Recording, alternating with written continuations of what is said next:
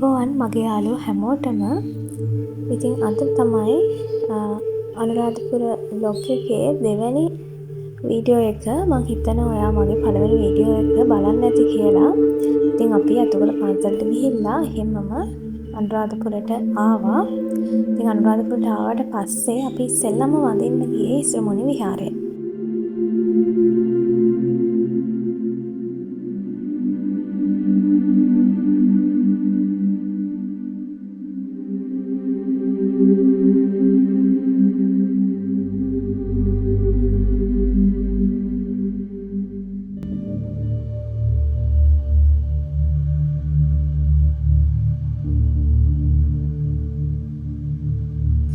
ඉතින් මේ ඉස්රුමුණි විහාරය ගැන පුරාවිද්‍යා දෙපාර්තමේන්තුව විසින් හෙළි කරපු තොරතුරු තියෙනවා. ඉතින් ඒ තොරතුරු වලට වඩා වැඩියම වර්තමානයේ වෙන විට තරුණ පරපුර සහ විවිධ කණ්ඩායම් විසින් සොයාගෙන යමින් තියෙනවා. ඉතින් අපි අතීතයේ ගිහිල්ලා බලපු ඉස්රුමුණිය නෙවෙයි අතට මම අද ගිහින් මෙතන බැලුවේ. මොකද මම මේ දත්ත තොරතුරු දැනගෙන ගිය නිසා මට ඒ ගැන අධ්‍යයනය කිරීමේ හැකියාව ලැබුණා.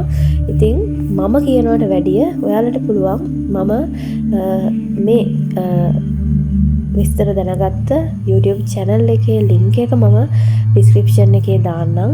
ඔයාලත් ඒ YouTube channel එකට ගිහිල්ලා වැඩිදුර විස්තර මේ සම්බන්ධයෙන් දැනගන්න.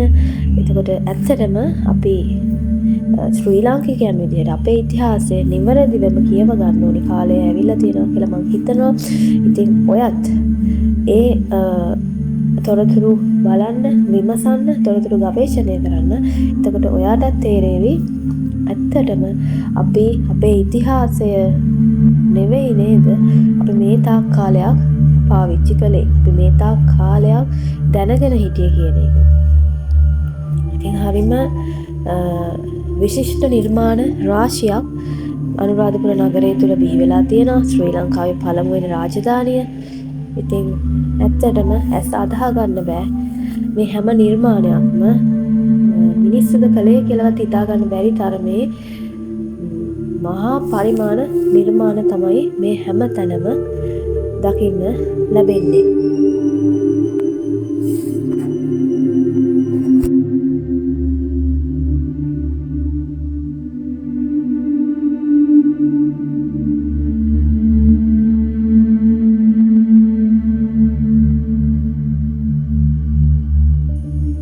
පස්සේ අපි ගියේ අබේ වැව බලන්න. ඉතින් හරිම ලස්සනයි. අදටත් සක්‍රියව පවතින ඉතාමත්ම විශාල වැවක් අබේ වැව කියලා කියන්නේ. අදටත් ගොවීන් යාළගේ ගොවිතැන් කටයුතු කරගන්න භාවිතා කරන වැවක්.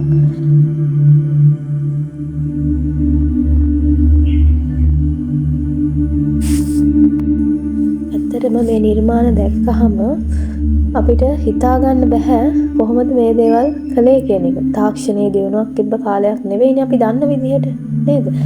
නමුත් වර්තමානයට වැඩිය ඉතාමත්ම දියුණු තාක්ෂණයක් තමයි මේ අපේ අතීතයේ තිබිලා තියෙන්නේ අපේ රට තුල.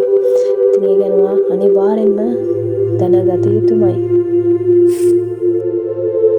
ඊළඟට අපි ගියේ රන්මසු වෙන බලන්න.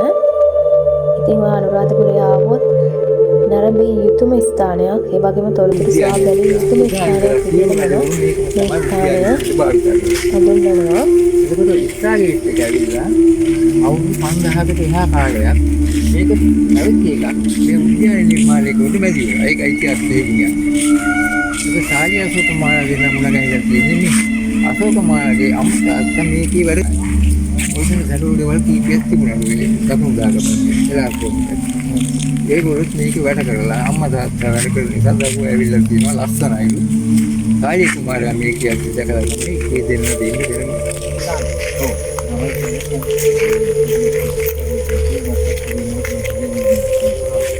එනේ ඔයදී හොඳයි.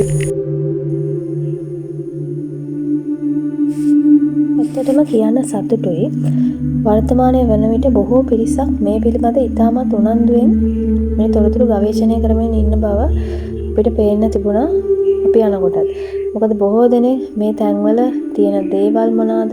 ඒ වගේම ආධ්‍යාත්මිකව ඔවුන් භාවනාව වල යෙදিলা හිටියා සමහර අය. ඉතින් මේ වගේ දේවල් වර්තමානයේ වෙන විට වෙමින් පවතිනවා.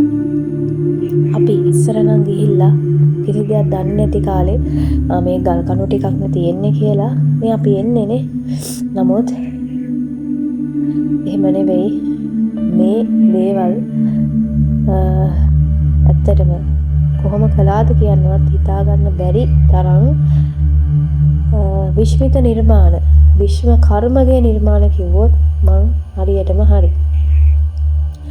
මොකද මේ අංකල් අපිට හැම අවස්ථාවකදීම දැන් මෙයා විස්තර කළා. ඇත්තටම ඔහුත් ප්‍රකාශ කරන්නේ මේ පුරාවිද්‍යා දෙපාර්තමේන්තුව විසින් එලි කරලා තියෙන තොරතුරු. නමුත් මෙහිදී කිසිම සඳහනක් වුණේ නැහැ රාවණ රජු සම්බන්ධයෙන්. මොකද අපි දන්නවා ස්ටාර්ගේට් එක ගැන කිව්වහම ඉතින් මේ කෙලින්ම සම්බන්ධ වෙන පුද්ගලයා තමයි රාවණ රජු කියලා කියන්නේ. ඉතින් අපේ රටේ හැටියට රාවණ රජු කියලා කෙනෙක් ඉඳලා නැහැ. නමුත් පිට රටවල් වල ඉන්දියාවේ, තායිලන්තයේ පවා ඔවුන් ඒ පුද්ගලයන් දන්නවා රාවණා කියන රජ කෙනෙක් හිටියා කියන එක. නමුත් අපේ ඉතිහාසයෙන් ඇයි මේ දේවල් වසන් කළේ? කවුද මේ දේවල් ඉවත් කළේ කියන දේ අපි සොයා බැලිය යුතුයි. ඒ වගේම අපි මේ දේවල් අධ්‍යයනය කළ යුතුයි. එහෙම වුණොත් තමයි අපිට මේ ගැන තොරතුරු නිවැරදිව දැනගන්න හැකියාව ලැබෙන්නේ. මේ බලන්න මේ පොකුණ අදටත් අබේ වැවේ ඉඳන් ජලය ගලාගෙන යන ස්ථානයක් තමයි ඒ අපි දැක්කේ කලින්. ඉතින් අවුරුදු 5000කටත් පැරණි කාලයක පටන් තවමත් මේ දේවල් සක්‍රියව තියනවා කියන්නේ ඔබට හිතා ගන්න පුළුවන්. මේ නිර්මාණවල තියෙන වටිනාකම.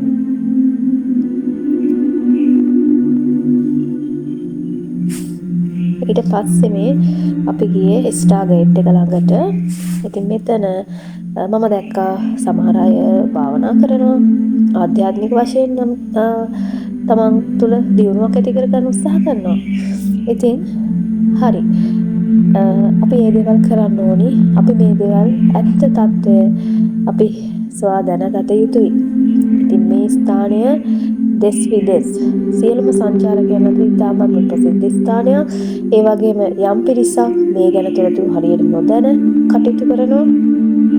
නමුත් මේ ගැන තොරතුරු දන්න අය එහි තියෙන වටිනාකම ගැන කියලා නිම කරන්න බෑ.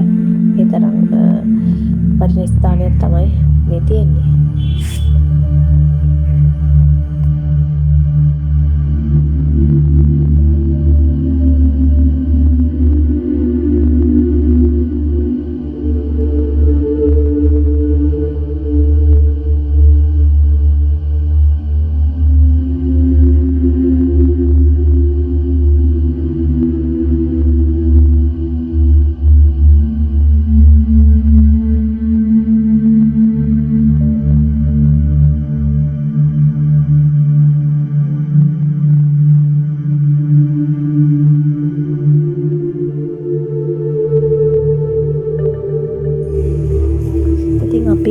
තූපාරාම චෛත්‍යයත් වැඳගත්තා. ඉතින් මේ හැම දෙයක් ගැනම සත්‍ය තොරතුරු වාට මම කියපු YouTube channel එකට ගිහිල්ලා බලන්න පුළුවන්. ඉතින් ආරාධනා කරනවා එකතු වෙන්න අනුරාධපුර අපේ 3 වෙනි vlog එකත් එක්ක. ගිහින් එන්නම්. ඔයාලා හැමෝටම සුබ දවසක්.